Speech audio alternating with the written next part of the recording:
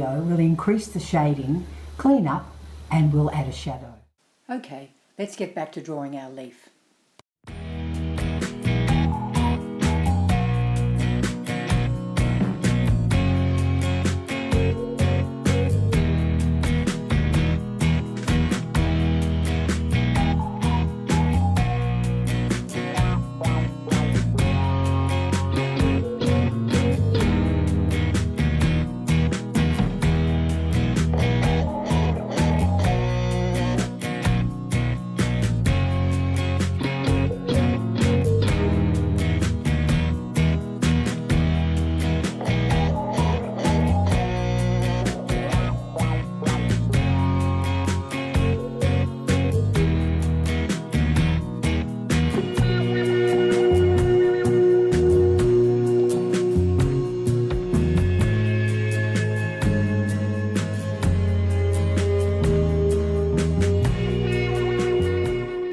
I think this is looking pretty good now. I think you would have noticed when I was doing that medium green that I was taking a little bit of time to go around the edges, the outside edge of the leaf, these areas here, because I want to get that fairly sharp. Make sure your pencil is very sharp.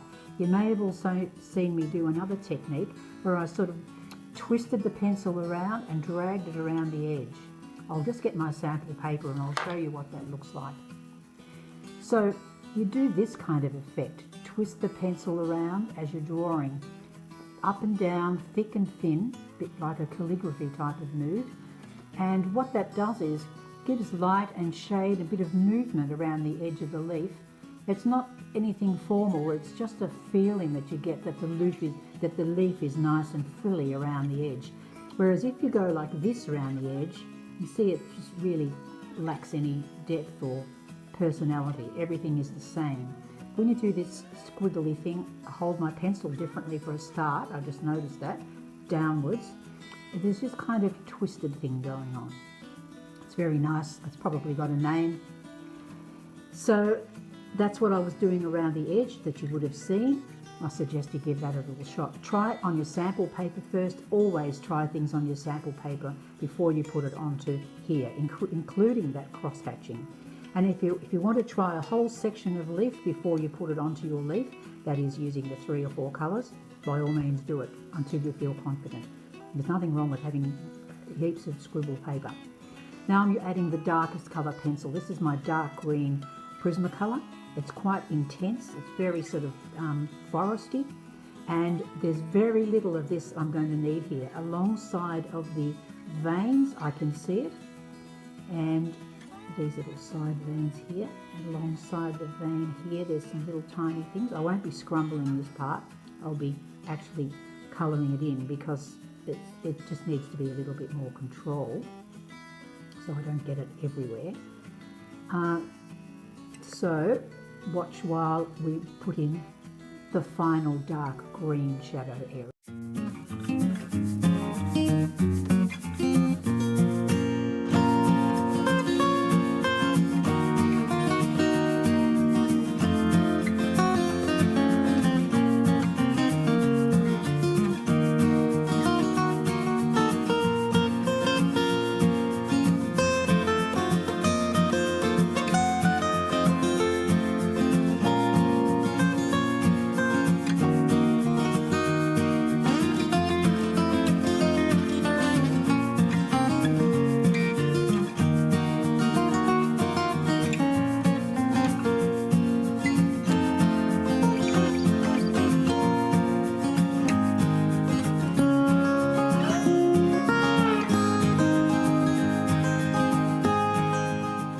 Now I have my 4 greens on here. I'm going to add some quite dark shadowy areas. This is one of the places where you can use your purple and red. If you've got those pencils aside, remember how I said use the complementary colours if you want to get some interesting shadows. Now, purple amazingly goes very well with green and makes a kind of brown shadow area. It's a little bit softer than using a black or a deep brown. I'm going to use these. There's only a few of them here. There's a few spots where it's quite dark and a bit shadowy, I'm going to be doing that there. It's very subtle, so don't go heavy-handed with it. So I'll just do a little bit of this purple. I may even put a little bit of red on. I'll see how it feels. And then we'll get on to the blending of these colours, all these jagged lines here. We're going to blend some of that in. But first, the purple. Now, just along the side of this leaf here, where I already did the dark colour, I'll just use a little bit of it here. It's more of a, it's very subtle. It's like an illusion, but it works. So a little bit of purple down here, a bit of purple up here. Now can you see how that's, the vein area is like coming alive now with that little touch of colour. This is one time when using complementary colours can really work. The reason the purple's working so well is because it's the complementary of yellow, and the leaf has quite a bit of yellow in it. The green has a lot of yellow in it. Now just before I completely mess that up, I have to brush my work, seeing as I broke the lead there. Very unprofessional. I'm probably going to stop with the purple there. I may put a little, I'll use this red now, mainly to show you how it's going to look. Here's a little patch here. I might pretend it's a kind of a rusty bit on the leaf. I'm using the pure red on the green. It's actually deep crimson, I think. Again, it's not something that you notice straight away, but it certainly helps you get the feel of depth on the leaf. I'll just add a little bit more so that that part up there doesn't look so isolated. I'll bring a little bit down the bottom. It's another clue when you're drawing like this. Keep your eye going all across your image, left, right, up and down, so that you don't favour one area too much and get bored with the other one. Keeps it all nicely in balance while you're drawing. Now I'm going to stop with that bit of red. For me, that was just what I needed there to add that little bit of life to that part of the leaf, because it was quite flat. Now we're going to start with the blending. You'll need a blending tool. These are the sorts of things I'm talking about. They're called paper stumps. This is a Prismacolor pencil. It's a blender. It's made of the same material that your pencils are made out of, but it has no colour. And you can use it for rubbing the pencils together. I also use white, and I'm going to use the white on all of those highlight areas that we put in first of all. The reason I've left this till the very end is because once you've started rubbing something down hard like this on your pencil, you'll find you'll flatten the paper and you may not be able to add more colour to it. So don't play around with this blending early on in the piece. You'll just lose the opportunity to put more colour on. I'm starting first with the white. These are the highlights that I put in earlier. Remember that very pale green that I put on? Now I'm blending the white into that pale green, and you'll see it appear, whereas before, well, it was just, you couldn't really see it on against the white paper. Now you can see this edge here. I'm starting to turn it into a milky kind of effect. So I'll do that all the way down. I'll just blend that nicely in here so that we've got that pale green showing up. And there was a little bit of it on this side here, not a lot. This again, it's kind of an illusion, but after all, it's not a real thing, a real leaf we've produced. It's a representation of the leaf, so it won't look exactly like the leaf. So blend these little parts in here, and you'll see that it gives it a kind of a watercolour effect almost. And some leaves do look like that right in the centre. They look this kind of a wishy-washy colour in the centre. Great. I'm happy with the white of that. Put a little bit more up here. Carry it through up here. And now the blending stick.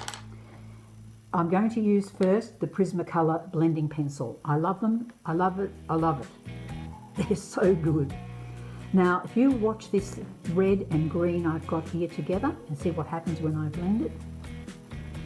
We're just blurring the edges of the colour. Now I can see the light green that I put underneath blurring in with the medium green.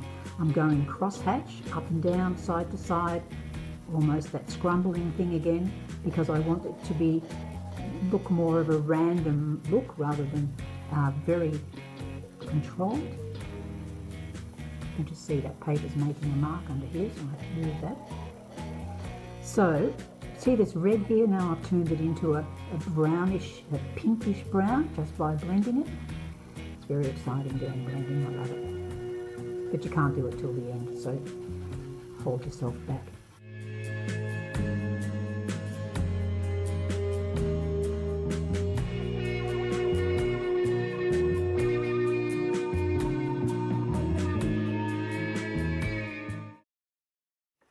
Looking at the leaf after I've been away from it for a little while, I can see that there's not really enough contrast in it. I'd like those greens to be brighter, I'd like the dark areas to be darker, and I'd like just a little bit more intensity all over. You really need contrast to make this leaf work. So starting with the lighter colour, the lightest one I put on way back in the beginning, this sort of limey green, I'm going to just pick up those areas where it was and intensify it a bit. I'm going to use scrumbling for this. It's sort of a freewheeling kind of feel your way through it technique. I don't want to get too bright around where I've put highlights because I don't want to lose those highlights. So I'll just add a little bit of green here, and I think I'll go down to this area here. And I'll also notice on the leaf here that it's quite bright around the edges of the vein. Almost looks like night vision goggles, doesn't it? So I'll just intensify that. My own satisfaction. That looks much better. And I notice there's a little bit of a patch of it over here. Just give that a bit of a shot. And here. And there's another really bright part on the leaf, the vein up here. Okay, that's making me happy. The next colour, I'm going to choose the medium green. I'm going to use this fabulous Lyra pencil that I love so much. Thick, soft pencils, they're brilliant. I'm going to be rounding out these bright areas here, the highlights, so that they don't just look like a straight line. A little bit of shape to them so they look more like a bubble effect.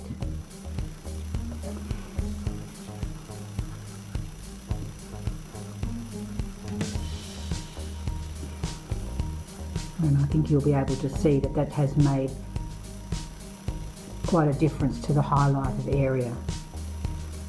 And this one here, give it a little bit of contrast with the medium green, still staying with the medium green. I'll put a little bit more of this around this area here, and then I'll go to the darker green and intensify those shaded areas.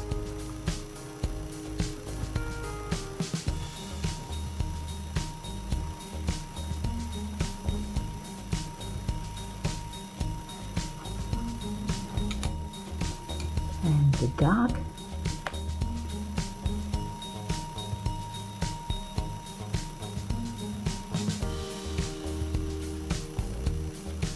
Around the edges, not all the way around, just pay attention so that you don't start making this stuff up on your own.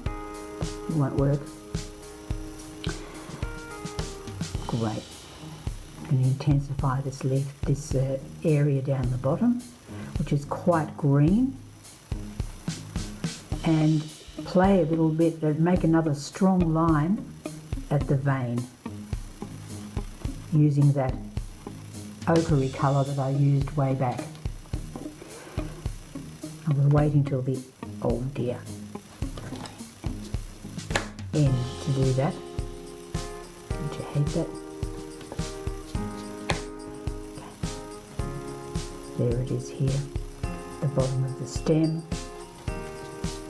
more broken bits. There it is, that looks much better, that highlighting the vein all the way up.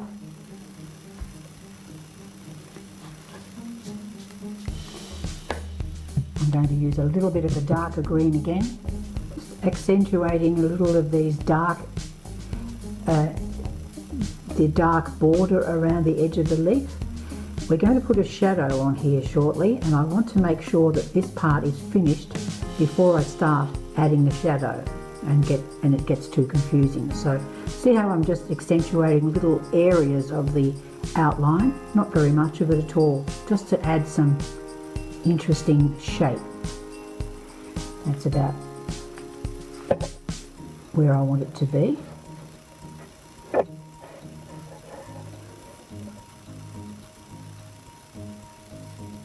Fine.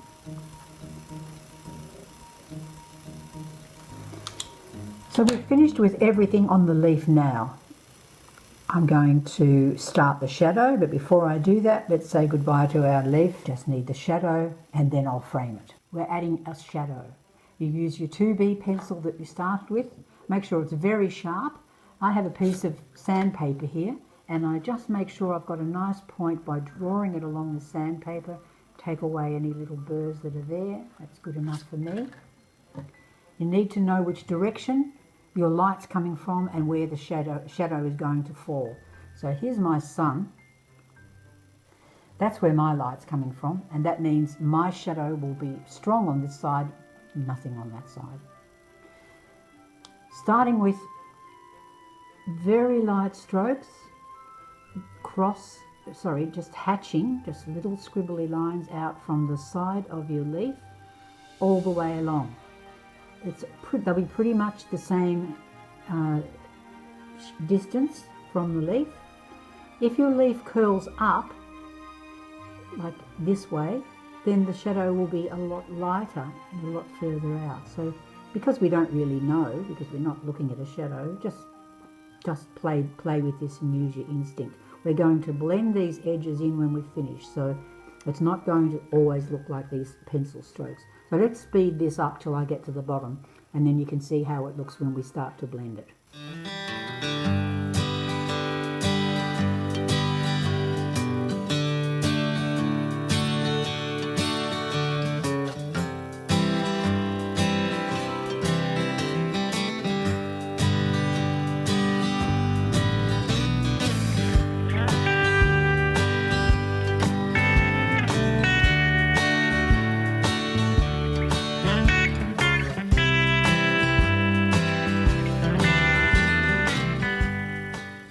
To blend this edge out, I'm using one of these paper stumps. They're made of rolled up paper, and they're very good for smoothing out edges like this.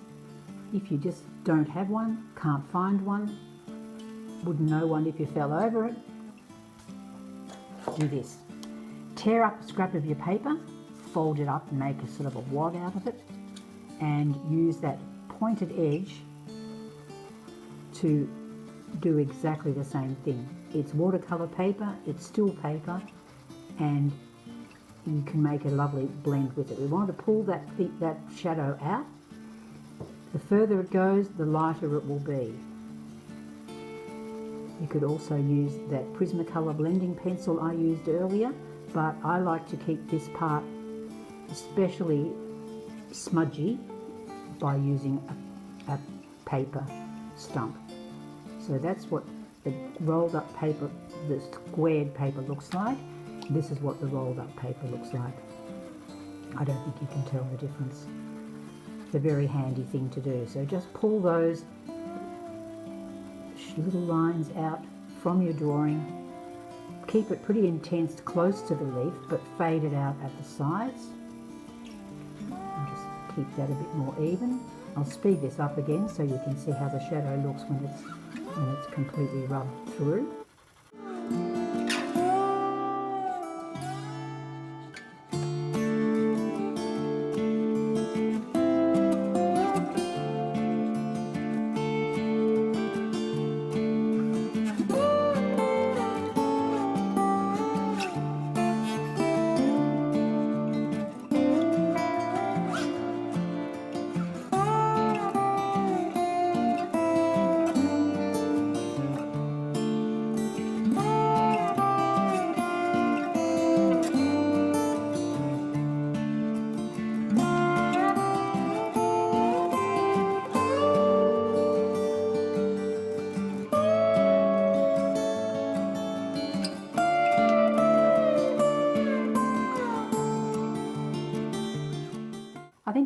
that shadow looks pretty good to me. Now we need to clean up around the edges here.